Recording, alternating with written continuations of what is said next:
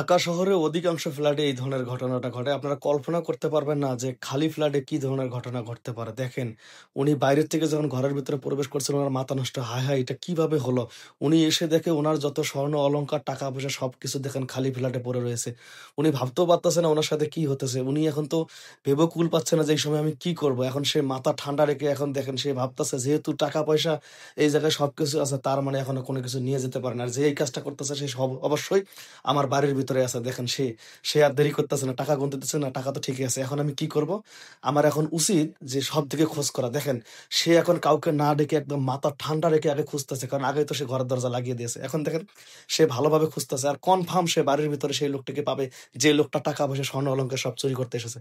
দেখেন ভাই, সে বুদ্ধিমাত্রার পরিচয় দিয়েছে এবং দেখেন সবদিকে ভালোভাবে খুঁজতেছে। সে আর কাউকে ডাকাডাকি করতেছে না। সে আগে নিজে চেকিং করতেছে। কারণ তার টাকা-পয়সা, স্বর্ণ-অলংকার সবকিছু যখন নিচে পড়ে রয়েছে সে আর তার বুঝতে বাকি নাই যে আমার জিনিসপাতি কোনো কিছু নিয়ে যেতে পারে নাই। দেখেন, সে কিন্তু চোরকে ধরবে এবং চোরকে ধরার পরে দেখেন চোরের কি শাস্তি একটা দেয়। দেখেন, আমি এটাই বলি মা-বোনদেরকে সবাই একদম মাথা ঠান্ডা রাখবেন। আর উনার মতো বুদ্ধিমত্তার পরিচয় দিবেন যে কিভাবে চোরকে ধরানো যায়। দেখেন, উনি চিল্লাফাল্লা করে নাই। কারণ চিল্লাফাল্লা করলে যদি চোর বুঝতে পারে তার যদি কোনো একটা ক্ষতি করে, এইজন্য সে একদম মাথা ঠান্ডা রেখে আগে সব জায়গায় চেক করতেছে যে চোর আসলে তার বাড়িতে আছে কিনা। দেখেন, এখন সে কি করতেছে, তার রুম, তার ওয়াশরুম যত কিছু আছে সবকিছু চেক করতেছে।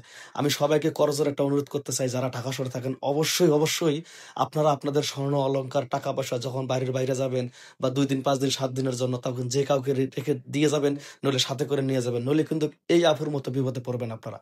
দেখেন, এখন চোর এসেছে, এখন সে তার ব্যালকনি-ট্যালকনি সব জায়গায় খোঁজাখুঁজি করতেছে এবং সে খুঁজে পাচ্ছে না যে কোথায় যে এই চোর।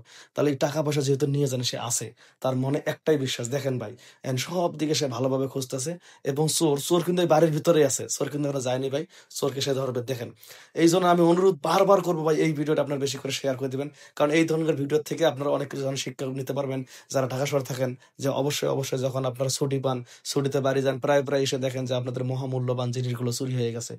কারা চুরি করে? কারণ আপনারা অনেকজন আপনার বাড়ির আশেপাশে যারা টেরা থাকে, চোর ডাকাতেরা ভালো করে জানে যে এই সময় গ্রামের বাড়িতে তারা চলে গিয়েছে এবং তার বাড়িতে যদি আমরা চুরি করতে পারি অনেক জিনিস পাবো। এখন দেন সে মাথা ঠান্ডা রেখে তার স্বামীকে ফোন দিচ্ছে, ওগো সর্বনাশ হয়ে গেছে। আমি তো বাড়িতে এসে দেখি কোনো জিনিসই নাই। সব জিনিস নিতে পারে নাই। সব জিনিস এখন আমার এর মধ্যে আছে। এই মেজের মধ্যে আছে। এখন আমি কি করব? এখন তার স্বামী দেখেন তাকে ভালোভাবে বুদ্ধি দিতেছে। তুমি কোন টেনশন করো না। তুমি রিল্যাক্স হয়ে আগে সবদিকে দেখো সে আছে কিনা। যেহেতু জিনিস চুরি করতে পারে না। এখন তার ধারণা যে এই দিক থেকে আওয়াজটা আসতেছে। এখন দেখি তো এইদিকে আছে কিনা। দেখেন, এখন সে ১ পা ২ পা করে এগিয়ে যাচ্ছে। এগিয়ে গিয়ে এখন সে ভালোভাবে তার আবার যে পাকঘর, সে পাকঘরটা দেখতেছে। পাকঘর কিন্তু সে আগেই দেখে গেছে। এখন আর সে নতুন করে যখন আবার দেখতে এসেছে ভালো করে, এখন দেখতেছে এই যে হায়, হায়! এই তো চোর, এই তো। এখন আমি কি করব? এই দেখেন, এই যে চোর দেখেন। চোর এখন দেখেন তাকে ভয় দেখাচ্ছে। মহিলা মানুষকে চোর জানে যে ভয় দেখালে তো মহিলা মানুষ ডরাবে। চোরে বলছে, "এই সর এখান থেকে, সর, নইলে যে পার দেবো।" দেখেন। এখন সর। দেখেন এখন মহিলা মানুষকে ভয় দেখাচ্ছে। বলতেছে, "সর।" সত্যি বলছে কিন্তু, "সর। তুই যদি বাঁচতে চাস তাহলে এখান থেকে সর।" এইজন্য ভাই আমি অনুরোধ করব আপনাদের করজোড় কখনো খালি বাড়িতে আপনারা আপনাদের মহামূল্যবান জিনিস রেখে যাবেন না। কারণ মহামূল্যবান জিনিস রাখবেন তো ঢাকার মধ্যে দেখেন এই ধরনের ঘটনা ঘটবে। দেখছেন? এখন দেখেন চোর তাকে ধাক্কা দিয়ে মোবাইল-টোবাইল সরিয়ে দিয়ে এখন দেখেন সে কি করতেছে? চোর এখান থেকে পালিয়ে যাচ্ছে। আর মহিলা মানুষ সে একাই কি করবে? দেখেন। এখন দেখেন সে এখান থেকে ভালোভাবে দরজা খুলে দেখলো যে না, চোর পালিয়ে গিয়েছে। তো এখান থেকে হচ্ছে ভাই মূলত সচেতনমূলক যে আপনারা অবশ্যই যারা ঢাকা শহরে থাকেন অবশ্যই কিন্তু এই ভিডিওটা শেয়ার করবেন এবং অন্য ভাই-বোনকে দেখার সুযোগ করে দিবেন যে খালি বাড়িতে আপনারা যখন থাকবেন বা থাকবেন না, তখন অবশ্যই আপনাদের মহামূল্যবান জিনিসগুলো সাথে করে নিয়ে যাবেন। যদি ভিডিওটি ভালো লাগে তাহলে অবশ্যই শেয়ার দেবেন। এটা ছিল একটা শিক্ষামূলক ভিডিও। আল্লাহ হাফেজ।